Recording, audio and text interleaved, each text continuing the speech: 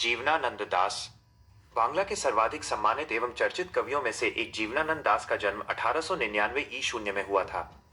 रविंद्रनाथ के बाद बांग्ला साहित्य में आधुनिक काव्य आंदोलन को जिन लोगों ने योग्य नेतृत्व प्रदान किया था, उनमें सबसे अधिक प्रभावशाली एवं मौलिक कवि जीवनानंद दास ही हैं।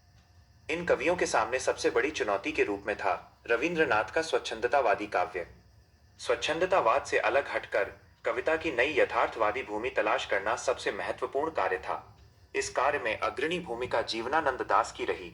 उन्होंने बंगाल के जीवन में रच बसकर उसकी जड़ों को पहचाना और उसे अपनी कविता में स्वर दिया। उन्होंने भाषा, भाव एवं दृष्टिकोण में नई शैली, सोच एवं जीवन दृष्टि को प्रतिष्ठित किया। सिर्फ 55 साल की उम्र में जीवनानंद दास का निधन एक मर्मांतक दुर्घटना में हुआ सन 1954 में। तब तक उनके सिर्फ 6 काव्य संकलन प्रकाशित हुए थे। माइनस झरापालक, धूसर पांडुलिपि, वनलता सेन, महापृथ्वी, सातटी तारार्तिमिर और जीवनानंद दासेर श्रेष्ठ कविता। उनके अन्य काव्य संकलन रूपसी बांग्ला, बेला अबेला, कालबेला, मन विहंगम और आलोक पृथ्वी निधन के बाद प्रकाशित हुए। उनके निधन के बाद लगभग 100 कहानियां और 13 उपन्यास भी प्रकाशित किए गए। वनलता सेन काव्य ग्रंथ की वनलता सेन शीर्षक कविता को प्रबुद्ध आलोचकों द्वारा रविंद्रोत्तर युग की श्रेष्ठतम प्रेम कविता की संज्ञा दी गई है। वस्तुतः यह कविता बहुआयामी भाव व्यंजना का उत्कृष्ट उदाहरण है। निखिल बंग रविंद्र साहित्य सम्मेलन के द्वारा वनलता सेन को 1952 शून्य में श्रेष्ठ काव्य ग्रंथ का पुरस्कार दिया गया था। यहाँ समकालीन हिंदी कवि प्रयाग शुक्ल द्वारा भाषांतरित जीवनानंद दास की कविता प्रस्तुत है। यह कवि की अत्यंत लोकप्रिय और बहुप्रचारित कविता है। कविता में कवि का अपनी मातृभूमि तथा परिवेश से उत्कट प्रेम अभिव्यक्त होता है। बंगाल अपने नैसर्गिक सम्मोहन के साथ चुनिंदा चित्रों में सांकेतिक रूप से कविता में विन्यस्त है। इस नश्वर जीवन के बाद भी इसी बंगाल में एक बार फिर आने की लालसा मातृभूमि के प्रति कवि के प्रेम की एक मोहक भंगिमा के रूप में सामने आती है। लौटकर आऊंगा फिर।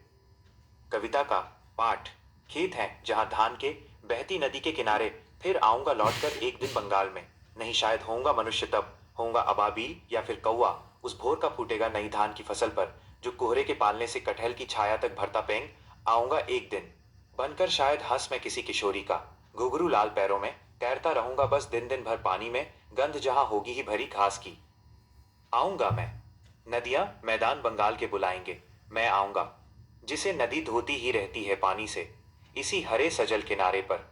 शायद तुम देखोगे शाम की हवा के साथ उड़ते एक उल्लू को, शायद तुम सुनोगे कपास के पेड़ पर उसकी बोली, घासीली जमीन पर फेंकेगा मुट्ठी भर भर चावल, शायद कोई बच्चा उबले हुए।